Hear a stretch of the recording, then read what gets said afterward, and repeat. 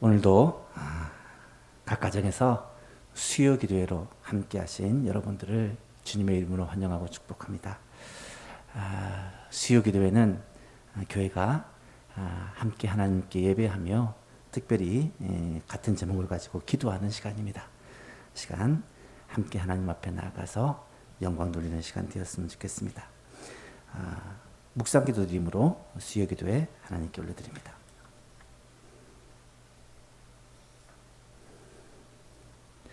찬송가 363장 찬송하겠습니다.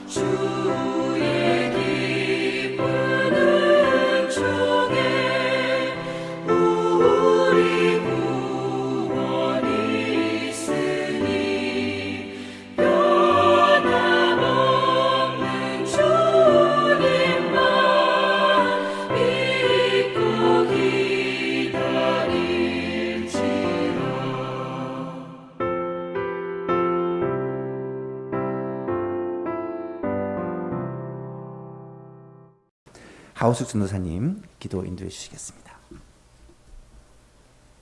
천지와 만물을 지으시고 다스리시며 모든 역사를 주관하시고 온전하게 하시는 하나님께 찬양을 드립니다. 코로나 바이러스와 무더위, 홍수, 기근 등 여러 재난과 혼란 가운데서도 주님의 택한 자녀들을 지켜 보호하여 주심을 감사드립니다. 아멘. 코로나 재유행의 상황 가운데서 의료진들과 정부의 지도자들이 지혜롭게 대처하게 하시고 철저한 방역을 통해 코로나가 속히 종식되게 하여 주옵소서. 아멘. 델타 변이 바이러스가 수도권에서 전국으로 퍼져나가고 있습니다. 휴가철을 맞이하여 이동하는 예수만교회 모든 가족들을 안부하여 주시고 건강을 지켜 주옵소서. 아멘. 주님, 이 나라와 민족을 불쌍히 여기시어 은혜를 베풀어 주옵소서. 하나님을 경외하는 나라와 민족이 되게 하여 주시고 정치, 경제, 교육, 문화 등 정상적으로 회복되어 선교와 전도에 힘쓰게 하여 주옵소서. 아멘. 해외 선교사님들과 자녀들을 기억하사 눈동자같이 지켜주시고 영육의 강건함과 주님의 능력과 지혜를 주사 선교 사역의 열매를 주시고 때를 따라 모든 필요를 채워 주옵소서. 아멘. 예수만교회 환우들을 특별히 기억하옵소서. 주님의 치료의 손길로 머리에서 발끝까지 안수하여 주시고 깨끗하게 고쳐 주옵소서.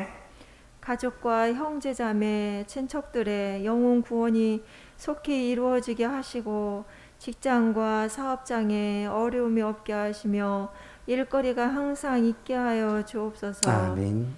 태중의 아기가 건강하게 정상적으로 잘 자라게 하시고 출산의 두려움이 사라지게 하시며 안전하게 출산할 수 있도록 지켜보아요 주옵소서. 아멘. 유아와 어른에 이르기까지 모든 걸음과 삶을 지켜주시고 인도하여 주시며 동행하여 주시옵소서. 아멘. 오직 주님과 말씀만 의지하고 바라보며 따라가게 하옵소서. 아멘. 이 시간 말씀을 선포하시는 목사님을 성령의 능력으로 충만하게 하시며 영상으로 수요 기도에 참여한 모든 성도님들과 가정에 풍성한 은혜를 주옵소서. 모든 것 감사드리며 예수님의 이름으로 기도드립니다. 아멘. 오늘 우리에게 준 하나님의 말씀은 느헤미야 1장 1절에서 11절 말씀입니다. 느헤미야 1장 1절에서 11절 말씀입니다.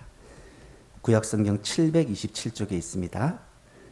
느헤미야 1장 1절부터 11절까지 말씀을 한 절씩 교독하시겠습니다. 하갈의 아들 느헤미야의 말이라. 아닥사스다 왕 제20년 기슬르월에 내가 수산궁에 있는데 내 형제들 가운데 하나인 하나니가 두어 사람과 함께 유다에서 내게 이르렀기로 내가 그 사로잡힘을 면하고 남아있는 유다와 예루살렘 사람들의 형편을 물은즉 그들이 내게 이르되 사로잡힘을 면하고 남아있는 자들이 그 지방 거기에서 큰 환난을 당하고 능욕을 받으며 예루살렘 성은 허물어지고 성문들은 불탔다 하는지라. 내가 이 말을 듣고 앉아서 울고 수일 동안 슬퍼하며 하늘의 하나님 앞에 금식하며 기도하여 이르되 하늘의 하나님 여호와 크고 두려우신 하나님이여 주를 사랑하고 주의 계명을 지키는 자에게 언약을 지키시며 긍휼을 베푸시는 주여 간구하나이다. 이제 종의 주의 종들인 이스라엘 자손을 위하여 주여로 기도하오며 우리 이스라엘 자손이 주께 범죄한 자들을 자복하오니 주는 귀를 기울이시며 눈을 여시사 종의 기도를 들으시옵소서. 나와 내 아버지의 집이 범죄하여 주를 향하여 크게 악을 행하여 주께서 주의 종 모세에게 명령하신 계명과 율례와 규례를 지키지 아니하였나이다. 옛적에 주께서 주의 종 모세에게 명령하여 이르시되 만일 너희가 범죄하면 내가 너희를 여러 나라 가운데 흩을 것이요 만일 내게로 돌아와 내 계명을 지켜 행하면 너희 쫓긴 자가 하늘 끝에 있을지라도 내가 거기서부터 그들을 모아 내 이름을 두려고 택한 곳에 돌아오게 하리라 하신 말씀을 이제 청하건대 기억하옵소서. 이들은 주께서 일찍이 큰 권능과 강한 손으로 구속하신 주의 종들이요 주의 백성이니이다. 함께 있습니다. 주여 구하오니 귀를 기울이사 종의 기도와 주의 이름을 경외하기를 기뻐하는 종들의 기도를 들으시고 오늘 종이 형통하여 이 사람 앞에서 은혜를 입게 하옵소서 하였나니 그때 내가 왕의 술관원이 되었느니라. 아멘. 수요기도회 때 우리 출애굽기 말씀을 계속해서 살펴보았는데 우리 8월에는 전사님이 수요기도회 인도를 하고 계십니다. 그래서 7, 8월에는 그래서 우리 금요기도에 살펴보는 느헤미야 말씀을 계속해서 좀 살펴보았으면 좋겠다 해서 말씀을 가지고 썼습니다. 기도의 사람 느헤미야.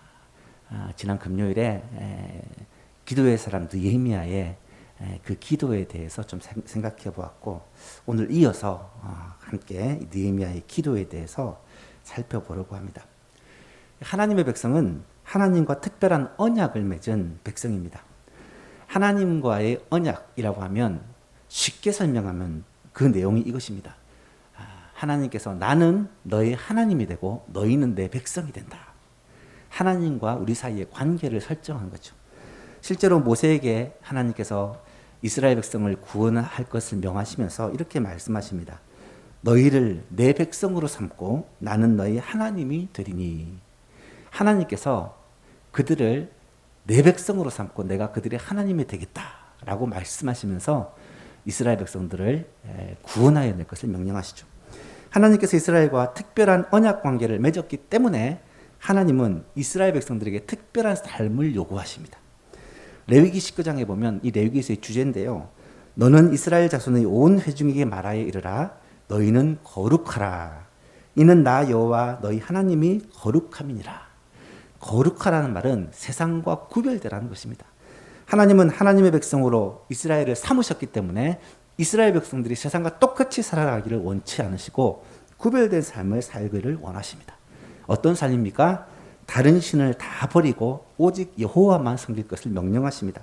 그리고 하나님께서 주신 그 명령과 규례와 말씀대로 율법대로 살 것을 명령하시죠. 그러면서 이스라엘 백성들이 그 말씀을 순종하고 살면 복을 줄 것이고, 만약에 그 말씀을 거역하고 자기 마음대로 살면 하나님의 징계가 임할 것을 말씀하십니다. 오늘 우리도 마찬가지입니다.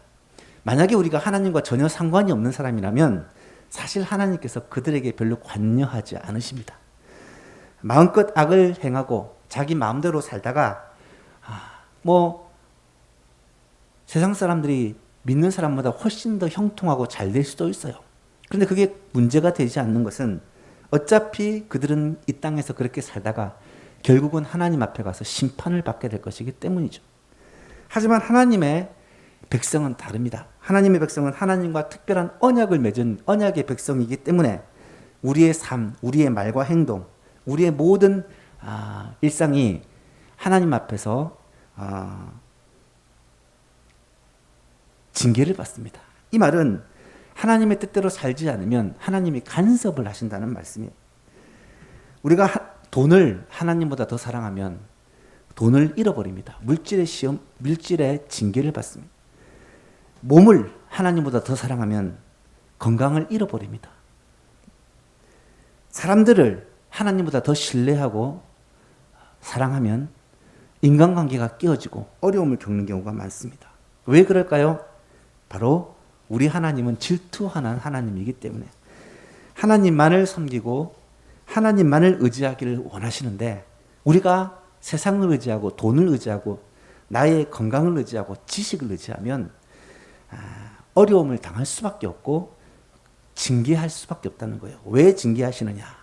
고난과 고통과 어려움을 통해 하나님 앞으로 돌아오게 만드시기 위해 하나님의 돌아오라는 메시지가 그런 징계라는 것입니다. 그래서 히브리서 12장에서는 이 징계에 대해 말씀하시면서 주께서 그 사랑하시는 자를 징계하시고 그가 받아들이시는 아들마다 채찍질하신다라고 말씀합니다.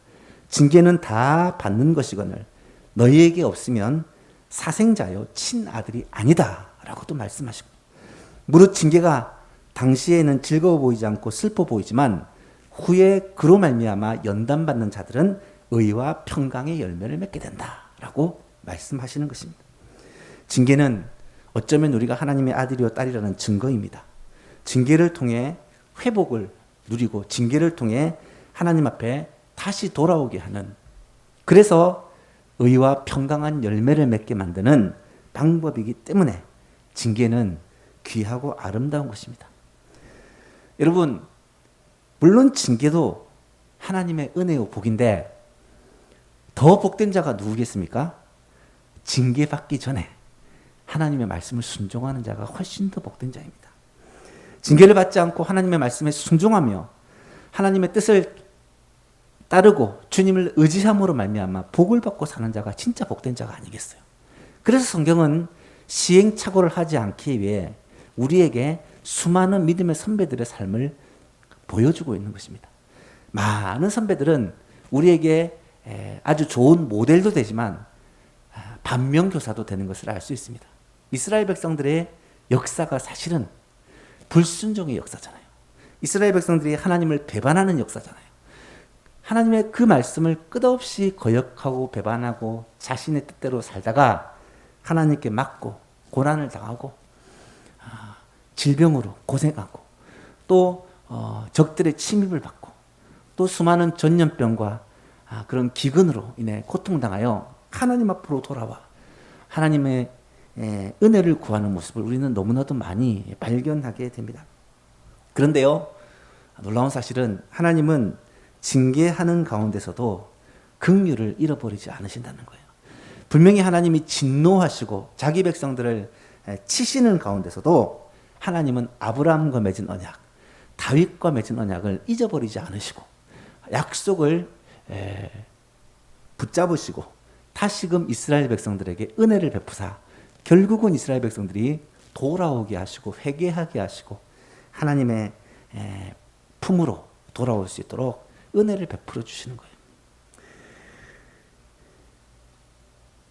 이스라엘 백성들이 결국 나라를 잃고 포로로 아수르와 바벨론에 의해 멸망을 하고 포로로 끌려갔지만 하나님은 그 백성들을 다시금 약속의 땅 가나안 땅으로 돌이키는 그 모습이 에스라와 느헤미야서에 나타납니다. 3차에 걸쳐서 백성들이 귀환을 하죠. 1차는 스룹바벨과 예수아를 중심으로 5만 명 정도가 돌아오고 그들이 돌아와서 성전을 건축합니다. 무너졌던 성전, 회파됐던 성전을 다시 건축하고요. 2차는 에스라를 중심으로 1800명 정도의 사람이 돌아와서 이스라엘 백성들의 삶의 개혁을 일으킵니다. 그리고 느헤미야서에서는 3차 귀환, 이거는 이 느헤미야를 포함한 소수의 사람들이 돌아와서 영적 개혁, 부흥을 일으키는 이 예루살렘 성벽을 쌓고 그 다음에 영적인 부흥을 일으키는 장면을 기록하고 있습니다. 우리는 이 느헤미야서를 살펴보면서 회개하고 돌아오는 백성들을 향해 하나님께서 어떤 은혜를 베풀어 주시는지를 보아야 되고요.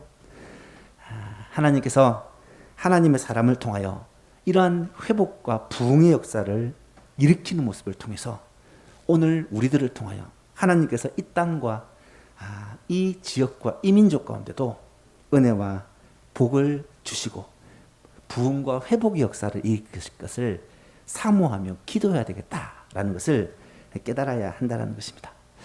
느헤미야가 이렇게 하나님께 쓰임받을 수 있었던 결정적인 이유 중에 하나는 바로 느헤미야가 기도의 사람이었다라는 것을 지난 시간에 말씀을 드렸습니다. 느헤미야는 기도하는 사람이었습니다.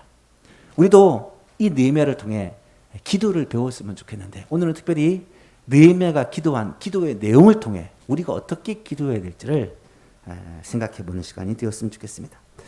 여러분, 기도에 있어서 가장 좋은 모델은 어떤 것일까?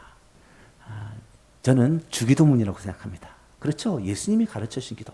이거보다 더 좋은 모델이 어디 있겠습니까? 이것이 교과서라면 기도의 참고서도 많습니다. 기도를 배울 수 있는 방법이 많은데 특별히 성경에 나오는 수많은 기도의 사람들을 통해 기도를 배울 수 있어요. 구약에서 대표적인 기도의 사람이 누군가요? 다윗이죠. 다윗의 시편은 어쩌면 전체가 기도라고 말할 수 있습니다. 다윗을 통해서 우리는 기도를 배울 수 있습니다. 그리고 신약 시대는 예수님 물론이요, 사도 바울이 많은 서신서를 통해서 기도하는 내용이 나타납니다. 사도 바울의 기도를 통해 기도를 배울 수가 있습니다.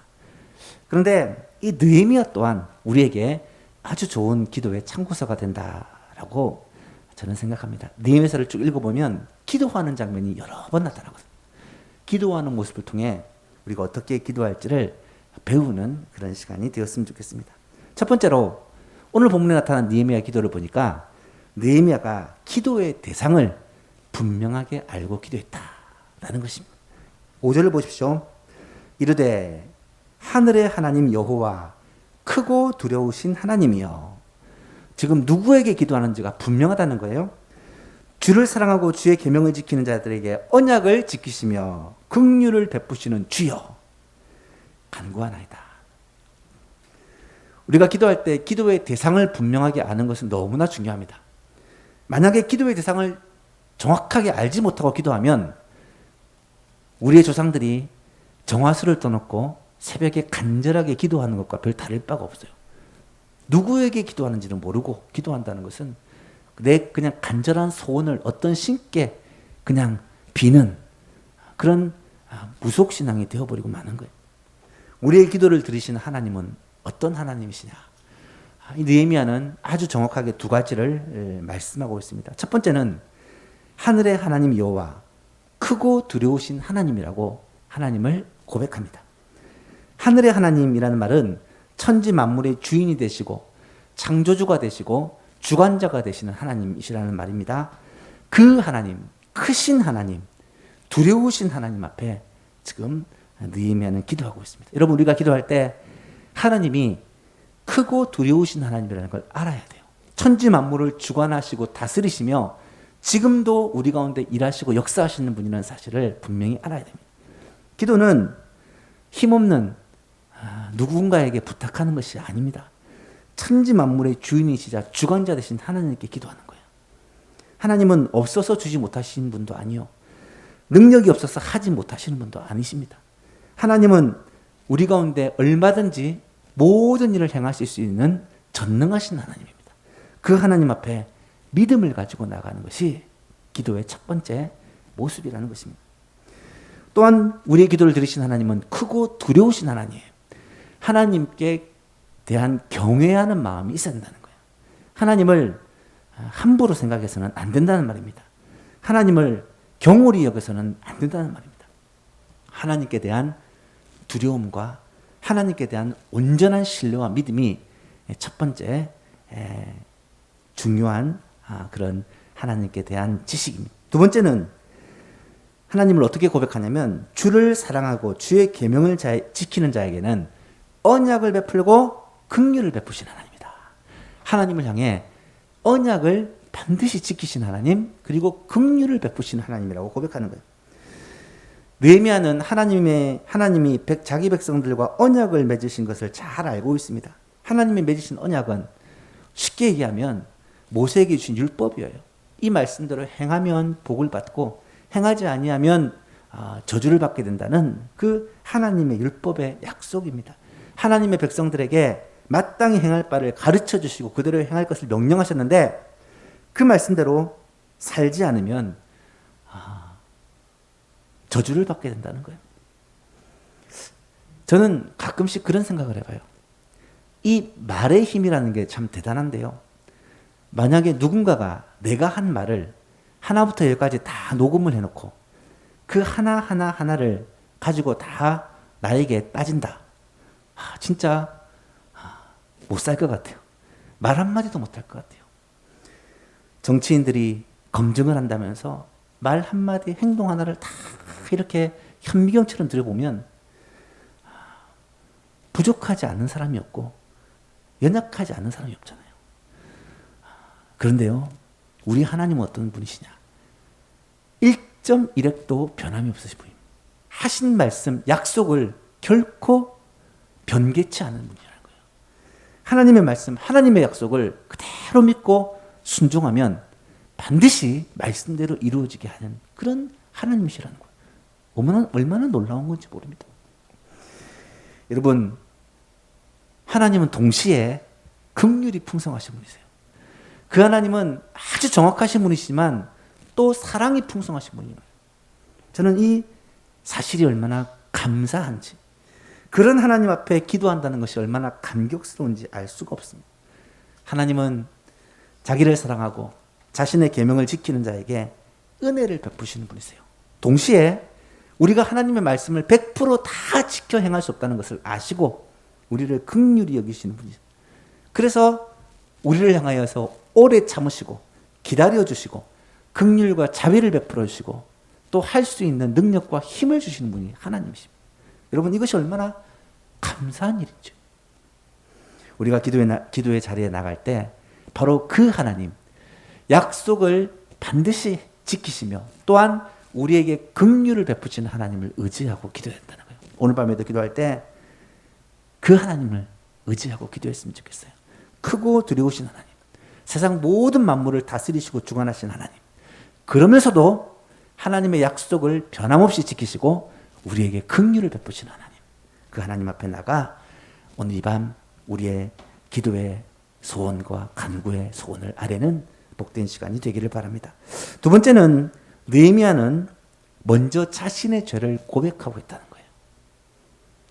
6절 7절을 보십시오. 이제 종이 주의 종들인 이스라엘 자손을 위하여 주야로 기도하오며 우리 이스라엘 자손이 주께 범죄한 죄들을 자복하오니 주는 귀를 기울이시며 눈을 여시사 주의 종의 기도를 들으시옵소서. 나와 내 아버지의 집이 범죄하여 주를 향하여 크게 악을 행하여 주께서 주의 종 모세에게 명령하신 계명과 율례와 규례를 지키지 아니하였습니다. 여러분, 느헤미야가 구체적으로 어떤 죄를 지었는지는 알 수 없지만 자신도 이 죄에 대해서 무관한 사람이 아니라는 것을 아는 거예요. 조상의 죄, 민족의 죄를 자신의 죄로 품고 기도하고 있다는 거예요. 여러분, 남을 위해서 기도할 때 나는 옳고 나는 깨끗하고 나는 정직하고 다른 사람만 잘못했다 라는 마음으로 기도하면 그 기도는 하나님이 들으시잖아요. 나도 똑같은 죄인입니다. 나도 참 연약하고 부끄러운 자인데 하나님께서 나에게 그리고 우리 가족에게 우리 교회에 이 나라 인민족에게 은혜를 베풀어 달라고 주의 긍휼과 자비를 구하는 기도를 드려야 된다는 거예요. 기도할 때 죄의 자복이 왜 중요합니까? 죄는 기도를 막는 요인이 되기 때문입니다. 우리가 잘 아는 이사야 59장 말씀에 여호와의 손이 짧아 구원하지 못하심도 아니요 귀가 둔하여 듣지 못하심도 아니다. 오직 너희 죄악이 너희와 하나님 사이를 갈라놓았고 너희 죄가 그의 얼굴을 가리어서 너희에게 듣지 않으시게 함이니라. 하나님이 살아계시지 않은 것이 아니라 하나님께서 무능한 것이 아니라 하나님이 우리를 사랑하지 않는 것이 아니라 하나님께서 우리에게 관심이 없는 것이 아니라 우리 죄 때문에 하나님의 얼굴을 가리워서 우리 죄 때문에 우리의 기도가 하나님께 상달되지 못하게 막음으로 하나님께서 우리 가운데 마음껏 일하시고 역사하시고 회복시키시고 복주시지 못하도록 막고 있다는 거예요. 그래서 이 죄를 먼저 회개하고 자복하고 이 죄를 하나님 앞에 해결할 때 우리의 기도가 하나님께 상달되고 하나님의 은혜와 복이 우리 가운데 놀랍게 나타나게 되는 것입니다. 여러분, 눈보라가 치고 비바람이 불 때 태양이 없다고 생각하는 사람 없죠? 눈보라와 비바람이 태양을 가리워서 태양의 그 빛을 보지 못하게 할 뿐이지 태양은 여전히 있다는 것입니다. 저 구름만 사라지고 나면 저 찬란한 태양이 언제든지 있다는 것을 모든 사람은 알고 있습니다. 마찬가지입니다.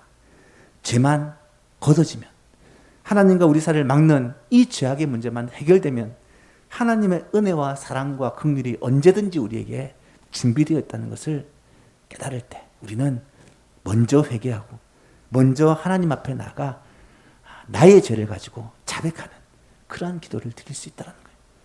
요한일서 1장 9절 말씀 같이 한번 읽어볼까요? 만일 우리가 우리 죄를 자백하면 그는 미쁘시고 의로우사 우리 죄를 사하시며 우리를 모든 불의에서 깨끗하게 하실 것이요.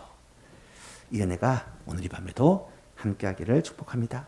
세 번째는 느헤미야는 하나님의 약속을 붙들고 기도합니다. 8절에서 10절 내용을 보십시오. 옛적에 주께서 주의 종 모세에게 명령하여 이르시되 만일 너희가 범죄하면 내가 너희를 여러 나라 가운데에 흩을 것이요 만일 내게로 돌아와 그 계명을 지켜 행하면 너희 쫓긴 자가 하늘 끝에 있을지라도 내가 거기서부터 그들을 모아 내 이름을 두려고 택한 곳에 돌아오게 하리라 하신 말씀을 이제 청하건대 기억하옵소서. 이들은 주께서 일찍이 큰 권능과 강한 손으로 구속하신 주의 종들이요 주의 백성들입니다. 지금 느헤미야는 하나님의 약속을 붙들고 기도합니다. 소위 말하는 축복과 저주의 율법이죠. 이 율법의 말씀을 또 솔로몬이 성전을 건축하고 난 후에 드렸던 기도의 내용입니다. 이 기도의 내용을 기억하며 하나님께 기도하는 것입니다. 여러분, 하나님의 약속을 붙들고 기도한다는 것은요, 기도에 있어서 매우 중요합니다. 하나님의 언약하신 말씀은 1.1획도 변치 않으시군요. 반드시 행하시는 분이거든요. 그래서 그 말씀의 약속을 꼭 붙들고 믿음으로 기도하면 그 약속이 성취되는 것을 반드시 경험할 수 있어요. 그러기 위해서는 어떻게 해야 되겠습니까? 그 약속을 우리가 알아야 되죠. 그 약속을 알기 위해서는 어떻게 해야 되죠? 에스라가 그랬던 것처럼, 느헤미야가 그랬던 것처럼 하나님의 약속의 말씀을 읽고 묵상하고 암송하고 그 말씀을 계속해서 가까이 해야 된다는 거예요. 말씀이 우리 가운데 충만하여지면 우리가 기도할 때 자연스럽게 하나님의 약속을 붙들고 기도하게 됩니다. 하나님께서 우리에게 주신 이 약속, 과거에 조상들에게 주셨던 그 약속, 조상들이 실패하고 넘어졌던 그 말씀들을 기억하며 하나님 앞에 기도하게 되고 하나님의 긍휼과 자비를 구하며 하나님께 기도할 수 있게 된다는 거예요. 말씀을 사모하는 여러분 되시기를 바랍니다. 귀를 여시고 하나님의 말씀을 듣는 여러분 되시기 바랍니다. 말씀을 읽다가 말씀을 듣다가 감동이 오시면 그냥 지나가 버리면 다 잊어버리잖아요.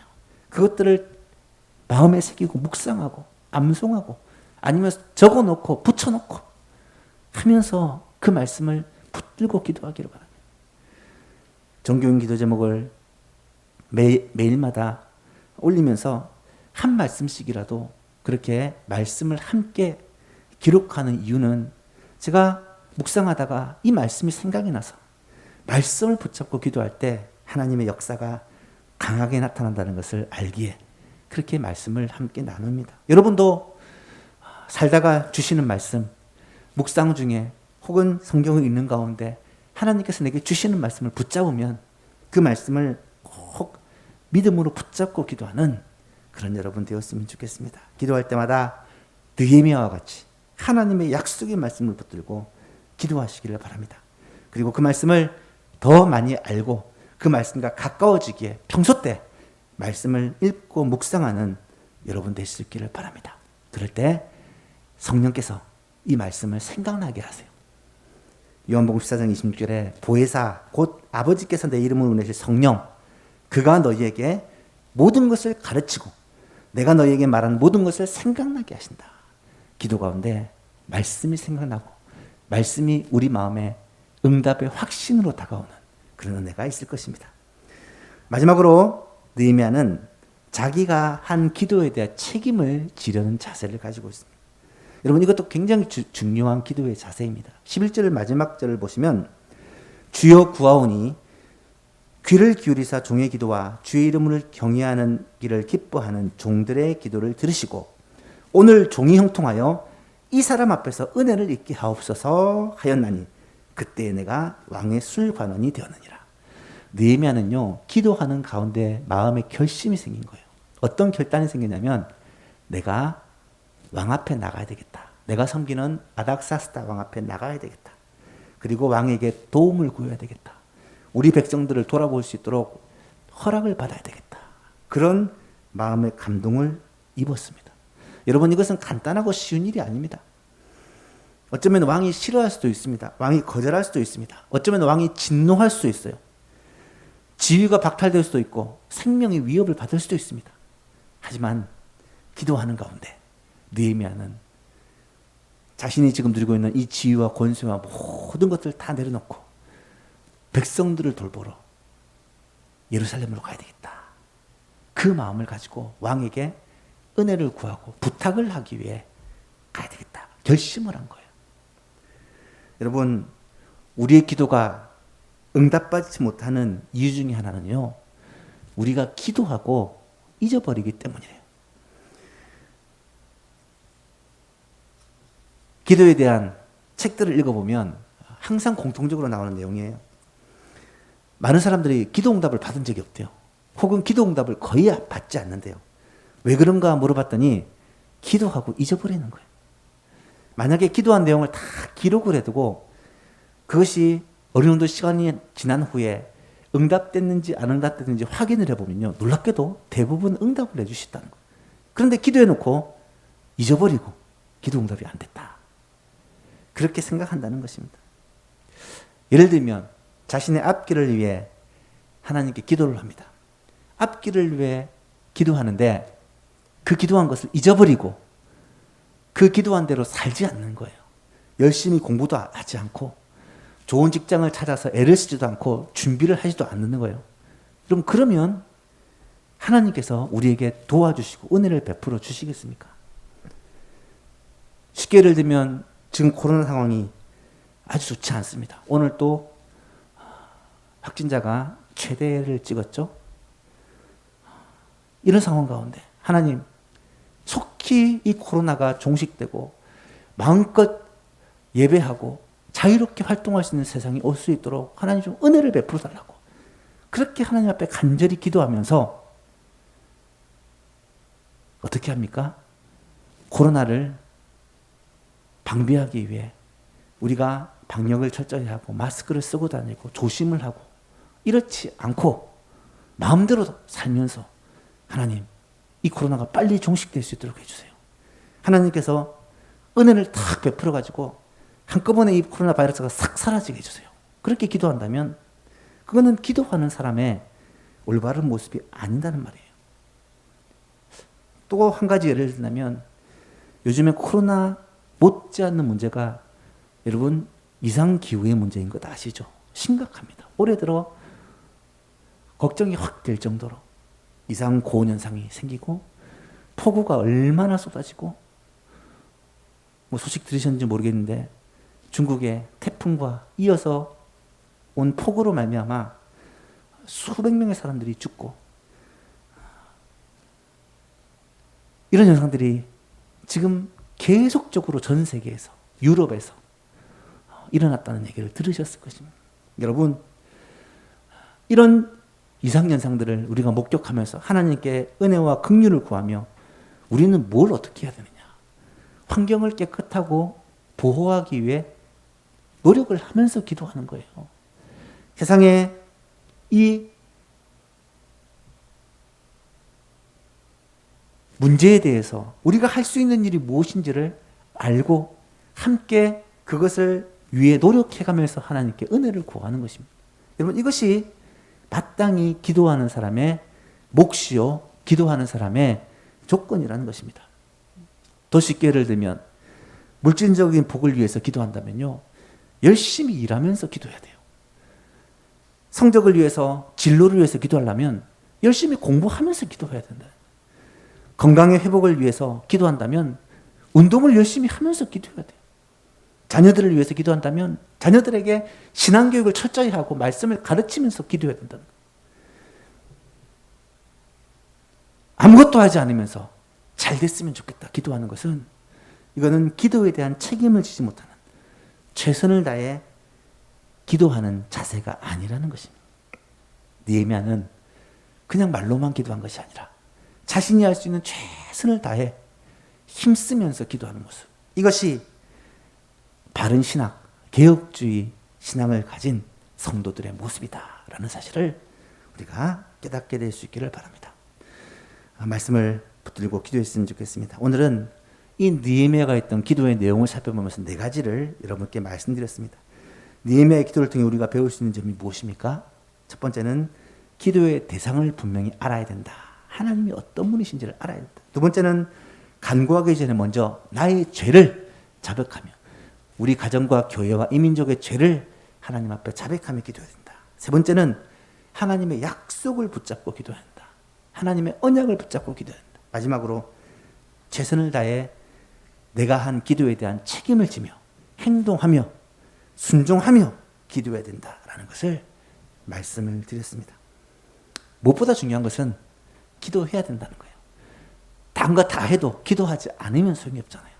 여러분 매일 기도하는 여러분 되시길 바랍니다. 개인적으로 기도 시간을 꼭 정하시고 기도하시고 공기도 시간, 교회에서 하는 이 수요 기도회, 금요 기도회, 새벽 기도회 이 공기도 시간을 여러분 소중하게 여기시고 그 기도에 동참하는 여러분 되었으면 좋겠고요. 그래서 기도를 통해 하나님과 함께 동역하고 기도를 통해 하나님의 귀한 도구로 쓰임받는 그런 복된 예수만 가족들이 될 수 있기를 주님의 이름으로 축복합니다. 찬송가 361장 찬송하시고 우리가 몇 가지 기도 제목 가지고 함께 기도하고 기도회를 마치도록 하겠습니다. 361장